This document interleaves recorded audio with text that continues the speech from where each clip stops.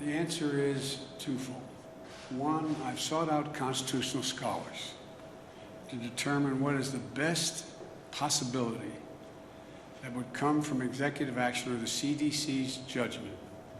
What could they do that was most likely to pass muster constitutionally? The bulk of the constitutional scholarship says that it's not likely to pass constitutional muster, number one. But there are several key scholars who think that it may, and it's worth the effort. But the present, the court's already ruled on the present eviction moratorium. So I think what you're going to see, and I want to make it clear. I told you I would not tell the Justice Department or the medical experts, the scientists, what they should say or do. So I don't want to get ahead. The CDC has to make this. I asked the CDC to go back and consider other options that may be available to them. You're going to hear from them what those other options are. I have been informed they're about to make a judgment as to potential other options. Whether that option will pass constitutional measure with this administration, I can't tell you. I don't know. There are a few scholars who say it will, and others who say it's not likely to.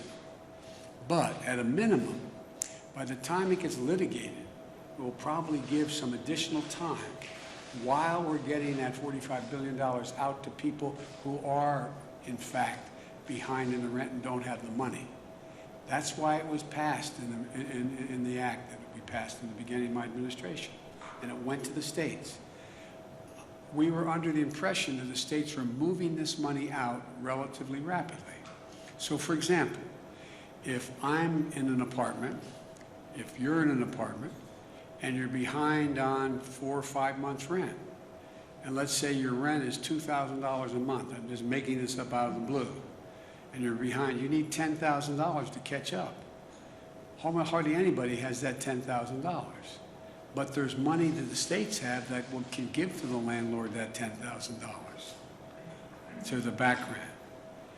The future rent, it's unlikely, at least the hope is, since they have been made whole to that point, that they'd be inclined, because the economy is growing, inclined not to throw someone out in the street, keep that person, no guarantee, keep that person in the apartment, keep the kids in the same school district, and count on being able to have the opportunity for that person to be able, who may now be employed, to pay their rent. But in the meantime, I've asked that, is there any safety valve we can put in? And it's the one I explained to you. Again, CDC will announce that and the details of exactly how it works. I'm not telling, I told them I want them to take a look. I didn't tell them what they had to do. And my hope is it's going to be a new moratorium that in some way, and I'm not going to announce it now, let them announce it, in some way covers close to 90% of the American people who are renters. And so that's all I can tell you now. Thank you very much. What's the difference? Because it's a, let them explain that to you, okay? I don't want to get too far.